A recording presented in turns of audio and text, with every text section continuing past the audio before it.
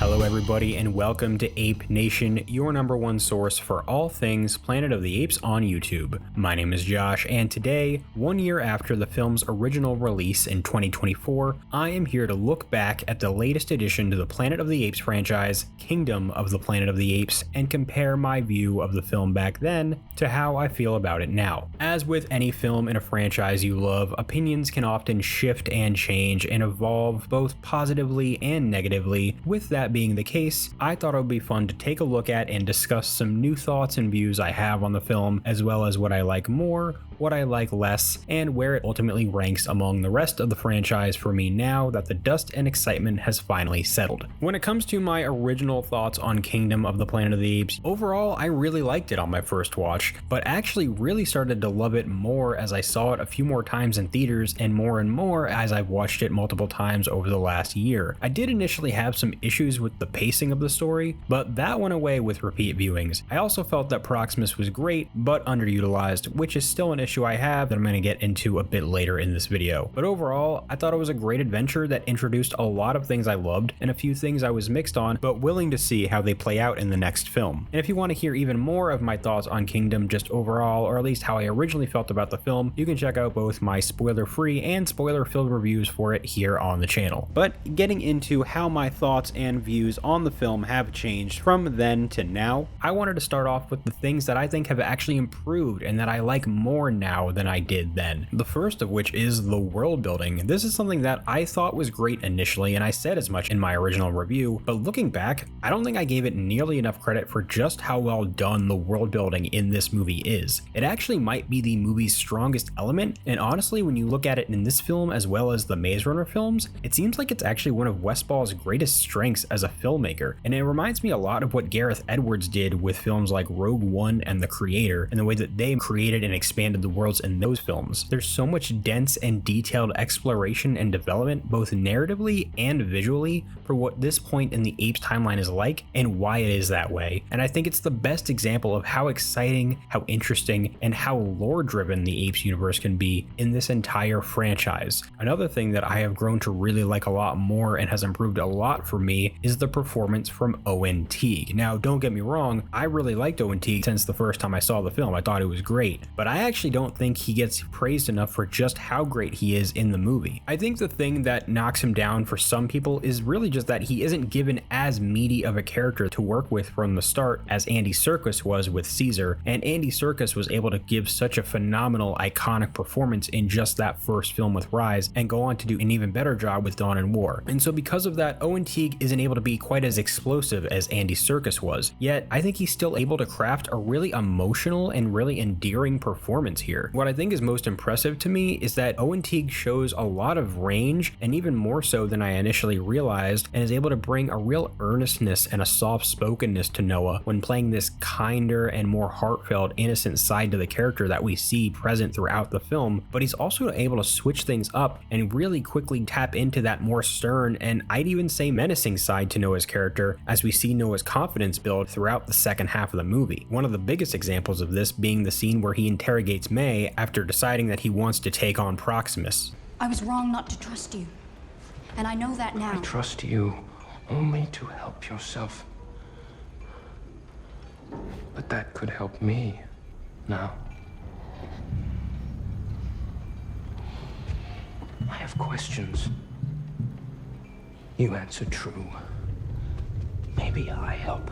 Speaking of May, this is the element of Kingdom that has by far improved the most for me. On first viewing, I found May to be an intriguing but ultimately underdeveloped character that mostly just exists as a plot device, but with every watch, she has become one of the film's strongest aspects to me, and I've grown to really appreciate how morally gray of a character she is and how that's utilized in this story. In most franchise blockbusters, May would be an antagonist. She makes choices that go against her hero and frustrate us as viewers. She constantly makes it hard to be able to trust or root for her, and she even does something as shocking and cold-hearted as murder someone simply because they stand in the way of her goal because she can't take any chances of failing said goal. That being said, I also 100% get why she does everything she does, and honestly, if I was her, I would most likely make a lot of the same choices. The human protagonists have never been the appeal of this franchise for me, but after 10 movies of them mostly being likable at best, with a few exceptions of course, and unbearable at worst, it's super refreshing to have a human in this world who I'm actually engaged and interested in. And I also think it's really refreshing to just have a character like this in a protagonist role in a blockbuster franchise film. And with that being the case, she's really the first human in the modern films that actually has me eager to see more of her and where she goes next. And then there's John Paisano's musical score, which is something that when I first saw the film, I liked it. I wasn't head over heels in love with it, but I liked it. I think part of that somewhat underwhelmment really just came from the fact that what I think Patrick Doyle and Michael Giacchino did was just so next level. And so for me, I think it paled in comparison on the first few watches. But as time has gone on and as I've listened to the score a bit more just on its own, I think it's actually a lot more impactful than I first realized, and it actually has a lot of really intense and emotionally moving motifs and moments throughout it. And something that I think separates it from what Patrick Doyle or Michael Giacchino did, and some might say this is for the worse, others might say it's for the better, is that their music was really going for emotional intensity and creating memorable themes, whereas I think Kingdom's music is a bit less showy and approaches the music as more of an accompaniment and enhancement of the storytelling rather than a piece of storytelling itself. A lot of the musical score's highlights are actually in its quieter and more subtle moments, such as May and Noah's conversation at the end of the film, Noah talking to Dar at Proximus's kingdom, or even at the beginning of the film when Noah is burying Koro. I think these are some of the highlights of the movie when it comes to the music, and overall it's really grown on me over time. Another thing that's grown on me a lot over time is the character of Silva. This is someone who I really liked when I first saw the film and I thought he was a fun secondary villain, but I gotta say, the more I watch this movie, he might actually be a better villain than Proximus. I don't think he's necessarily as complex or as interesting of a character, but in terms of just overall menace and being a terrifying villain, I think he has a bit of a leg up. He's far more terrifying than I ever initially gave him credit for, especially for a secondary villain. And there's a real sense of rage and danger that are so well realized with this character that largely in part is due to how quickly such a large and strong creature is able to move during his biggest scenes, most of which are action scenes, and he feels like a serious threat every time he's on screen. And then finally, something that I've grown to really like and I appreciate so much more now than I did when I first saw the film is the third act. When I first saw Kingdom, I had a bit of an issue with the pacing in the second half, and I found that the third act combined with Proximus's ending and the death of his character and how it's handled overall to be a little bit anticlimactic. On rewatch, the third act overall has grown on me significantly to the point that I actually get genuinely excited once Noah rallies May, Suna, and Anaya to get to the vault, and even more so once May destroys the dam, mainly because of the intense ride that it takes you on from there. It's a race against time in an almost heist-inspired sequence that builds to a visually stunning chase with the Noah Silva fight in its midst, which then all finally leads to the final showdown between Noah and Proximus Caesar. And that final showdown is now, to me, a highlight of the movie. It's symbolic of Noah's growth as a character. Seeing him with so much confidence and finally realizing himself as a legitimate leader, combined with the apes singing such an epic chant and how brutal of a takedown the Eagles do to Proximus, completely sells it for me as an epic finale for the story.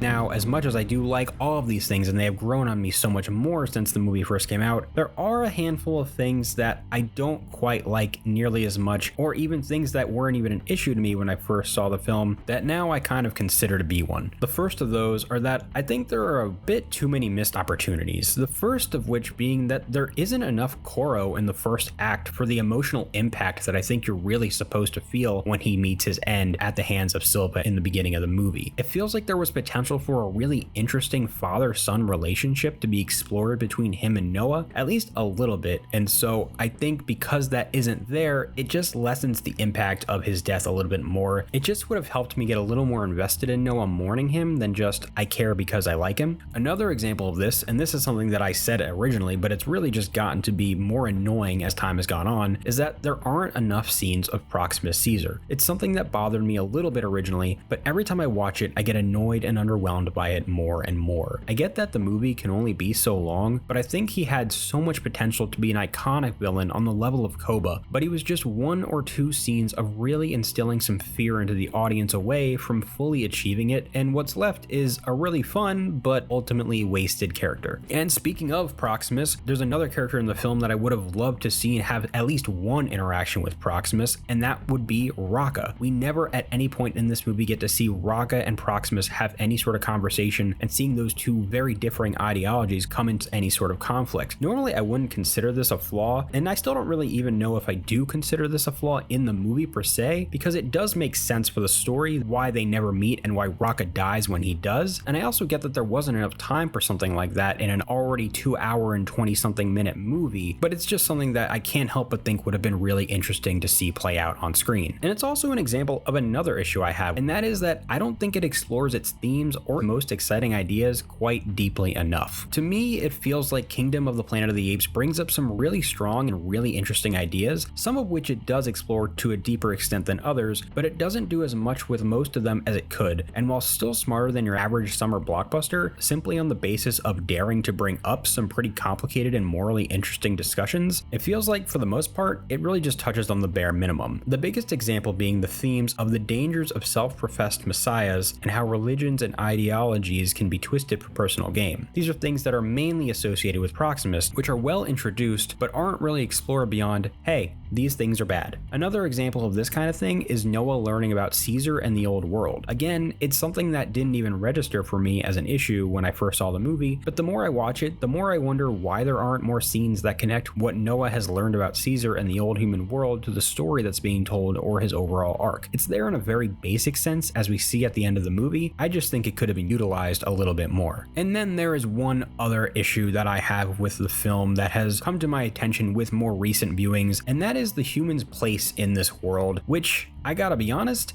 doesn't totally make sense to me, at least for now. This is something that honestly didn't even faze me on first or second viewing, but the more I watch this movie and the more I watch the scenes between May and Trevathan especially, it doesn't make sense why the two of them know so much about the old world, and more so the way they talk about it, which is as if it was only just a few years ago, when the movie takes place 300 years after war. It makes these characters feel a bit too modern for how far into the timeline we are. When things got bad and the government went underground, this is where half of it went. With all their technology and all their weapons. Don't you understand? That ape cannot have what is inside. You gotta stop thinking about the way things were and start thinking about the way they are. This is a good life, and you have a chance to be a part of it. What, and build a world for the apes? It is already their world.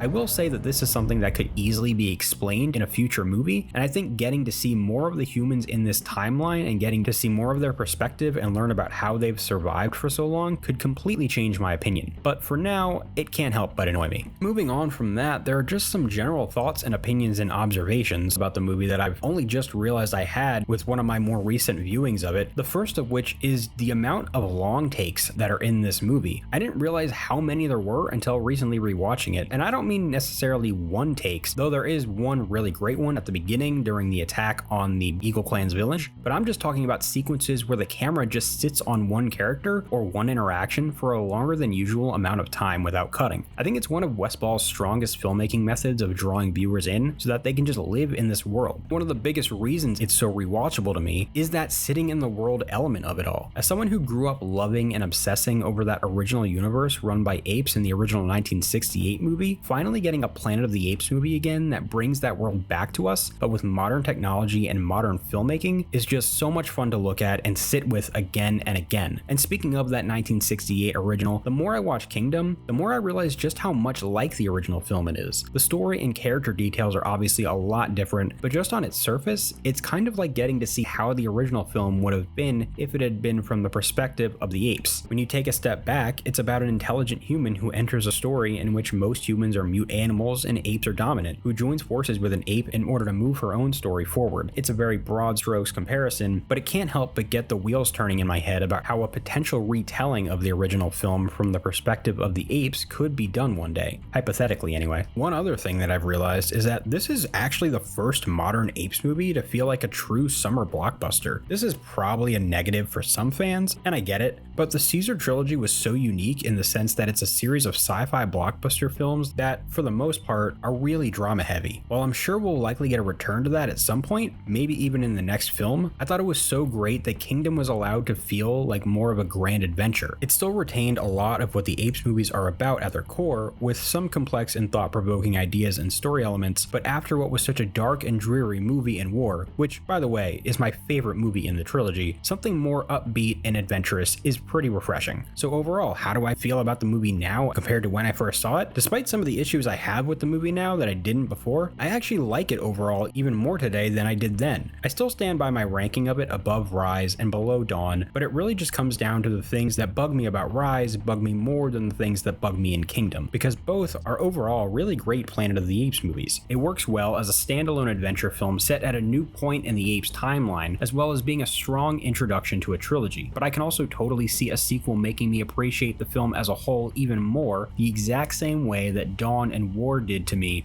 for Rise. But I want to know what you guys think of Kingdom of the Planet of the Apes. How did you feel about it when it first came out last May, and how does it hold up for you now? Do you like it, love it, hate it, or are you somewhere in between? From everything I've seen, the film's actually gained more popularity since its release, as viewers who didn't watch it in theaters caught it later and enjoyed it, but I'm curious how that reception, as with all Apes movies, evolves over time. Regardless of how you feel about the movie, be sure to leave all of your thoughts down in the comments below. Thank you so much for checking out today's video here on Ape Nation. If you liked this video, be sure to hit the like button. You can also join the Ape Nation Discord server for daily discussions about the franchise. And if you're interested in seeing more of my videos, be sure to subscribe to the channel and hit that notification bell so that you can stay up to date on all things apes. I'll catch you in the next one, so until then, goodbye.